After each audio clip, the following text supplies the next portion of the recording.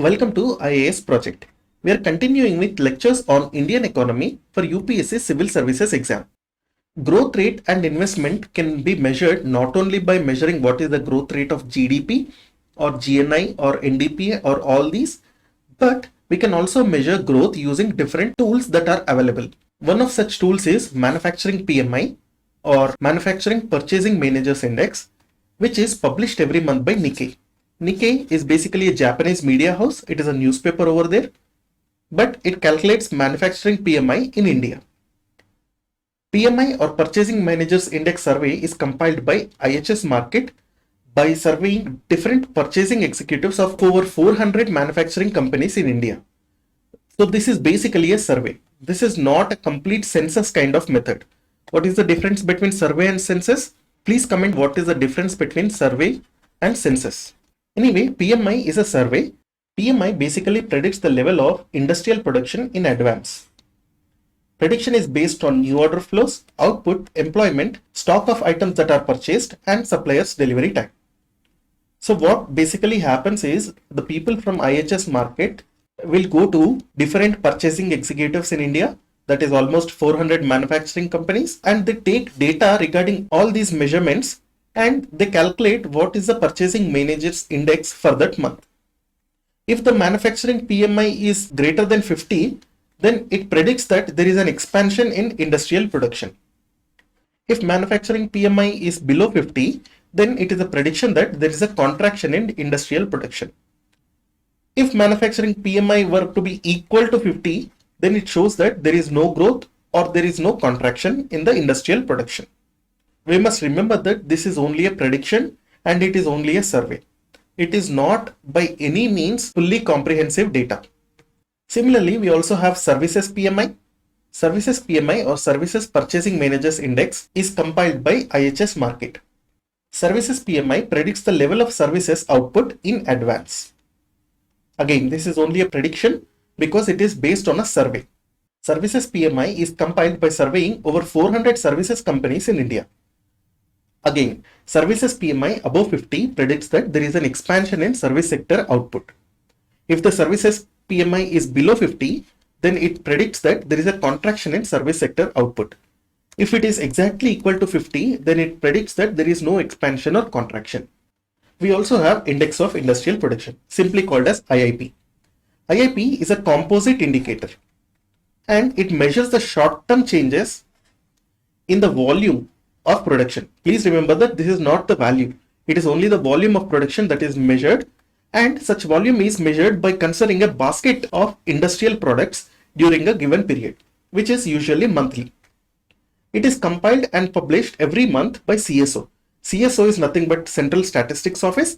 It comes under Ministry of Statistics and Program Implementation. For IIP, the base year is 2011 and 12. This can change in future. Previously, it was 2004 and 2005. IIP has 3 sectors and 6 use-based classifications. The 3 sectors are manufacturing sector, which has the highest weightage, that is 77.6%. Then we have mineral mining sector, and the third one is electricity sector, which has the lowest weightage, that is 8%. The use-based classification for IIP includes primary goods.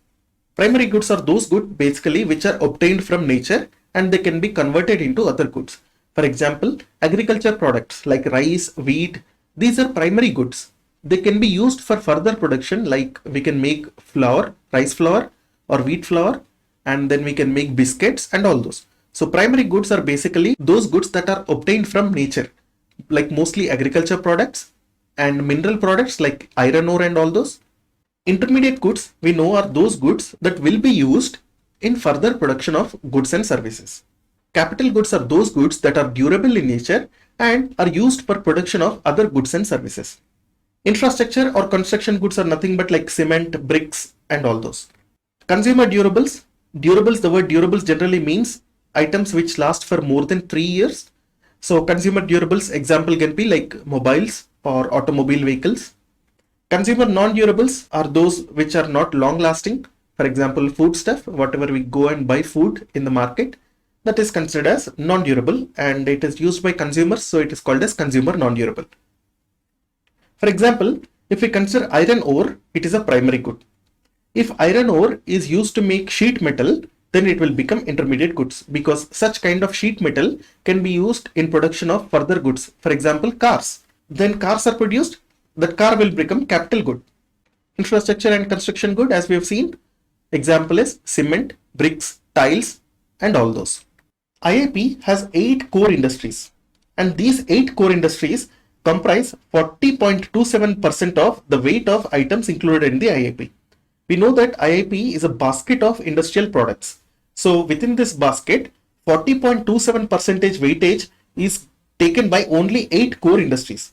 And those 8 core industries are refinery products, electricity, steel, coal, crude oil, natural gas, cement, and fertilizers. The order of weightage is also in the descending order like this. That is, refinery products have the greatest weightage, then electricity, then steel, then coal, then crude oil, then natural gas, then we have cement, and then finally we have fertilizers. Therefore, fertilizers has the lowest weightage among 8 core industries, and refinery products has the highest weightage among 8 core industries. And the weightage of these 8 core industries is basically based on GVA of these sectors and industries in the base year. So in year 2011 and 12, whatever is the weightage of each industry, that weightage is considered for measuring IAP. Data from IAP is used for advanced estimates of GDP. GDP is estimated at different points of time so that a comprehensive data can be obtained for different purposes. We have advanced estimates. It is generally first advanced estimate, second advanced estimate, third advanced estimates like this. Then we have provisional estimates, and then we have final estimates. So advanced estimates are generally measured before the financial year is over. For example, before 31st of March of same year, advanced estimates come out. And these advanced estimates are usually used for budget purpose of the government. Then we have provisional estimates and final estimates. Final estimates usually take much longer, and therefore they cannot be properly used for making government policy in the initial days. However, final estimates are important so that long-term projections of country can be made. So how is national income estimated? We know that national income is basically estimated, exact calculation is not done, and we have 3 methods, that is production method, which is also called as output method or value added method, we have income method, and we have expenditure method, which is also called as consumption method.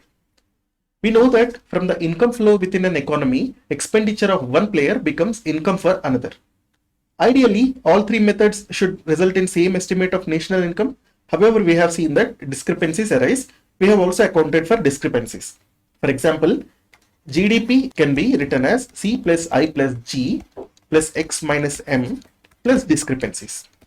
In our previous videos, we have also seen why these discrepancies appear. So if you are not aware of these discrepancies, please go and refer our previous videos. Let's look at a brief history of national income estimation in India. The first person probably to estimate national income in India was Dadabhai Naoroji.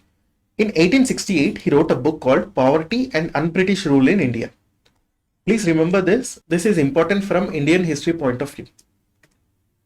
In 1876, he estimated for the first time the national income of India by estimating value of agriculture production and also non-agriculture production. However, we must remember that his methods were not scientific. Next, we have V.K.R.V. Rao. In 1931, he used scientific methods in estimating national income. So he was the first person to use scientific methods to estimate national income. He used product method in agriculture sector and he used income method in corporate sector. We know what is the difference between product method and income method. So he used one for agriculture sector and the other for corporate sector. He also considered NFI, that is net factor income from abroad. There was no official body for income estimates before independence. So only after independence, an official body for income estimates was established. Government of India in 1949 appointed National Income Committee. And this National Income Committee, or simply called as NIC, was chaired by P.C. Mahalanobis.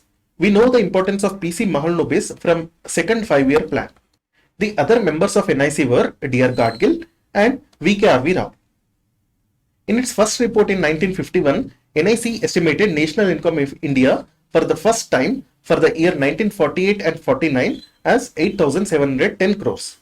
Also, it estimated the per capita income as 225 rupees per annum. Since 1955, national income estimates are being prepared by CSO, that is Central Statistical Organization. Its new name is Central Statistics Office. And CSO estimates national income of India based on three sectors, that is primary sector, secondary sector and tertiary sector. We will see what these sectors are shortly. In India, it is mainly the Ministry of Statistics and Program Implementation that is responsible for producing estimates of national income. Various other ministries support Ministry of Statistics and Program Implementation in this matter.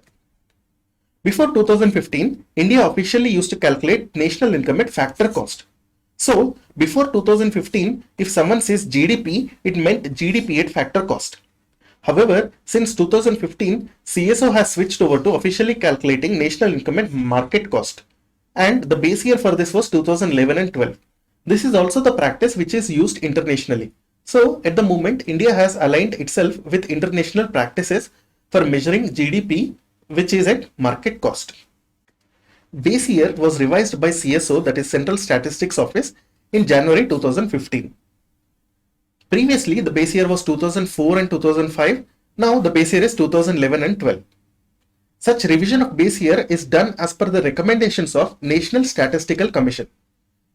National Statistical Commission or NSC recommends changing the base year usually every 5 years. However, this is only a recommendation. This is not mandatory. Also, Ministry of Statistics and Program Implementation introduced a new series of national income estimation in 2015, which is guided by SNA 2008, that is System of National Accounts 2008 Standards. And System of National Accounts 2008 Standards or recommendations were published by Inter-Secretariat Working Group on National Accounts, simply called as ISWGNA. SNA recommendations are made jointly by UN, IMF, OECD, World Bank and European Commission, particularly by Eurostat. Eurostat is basically the European Statistical Office which falls under European Commission. In the new series, that is 2011-12 base year, Index of Industrial Production along with Ministry of Corporate Affairs 21 data is being used for incorporated sector. We already know what incorporated sector is. So if you are not aware of what incorporated sector is, the video link is given in the description. Please watch that video. MCA 21 is basically an e-governance initiative of Ministry of Corporate Affairs. It has online reporting of data on value addition, which is now mandatory for all companies which are registered under Companies Act. MCA 21 not only captures value addition on manufacturing, but it captures entire value addition of manufacturing sector, including, for example, advertisements, brand building and other activities. Previous to MCA 21 initiative, RBI's Industrial Outlook Survey data as well as National Statistical Office Annual Survey of Industries data was used for measuring the activity of incorporated sector. We must see that both these were survey-based methods. They captured value addition only on manufacturing. They did not capture value addition in allied activities of manufacturing sector like advertisements, brand building, etc. So this is the case of incorporated sector. For unincorporated sector, effective labor input method is used. The word effective here means that it considers weightage for different labor and then it measures the labor input method using those weightages. Therefore, it is called as effective labor input method. Previously, without weightages, only labor input method was used. For trade sector, an index based on sales tax as well as GST collections is used. So this is how data from incorporated sector, unincorporated sector and trade sector are taken for measuring national income estimates. Let's follow up in the next video. Please like and share this video. Also subscribe to IAS Project. Thank you.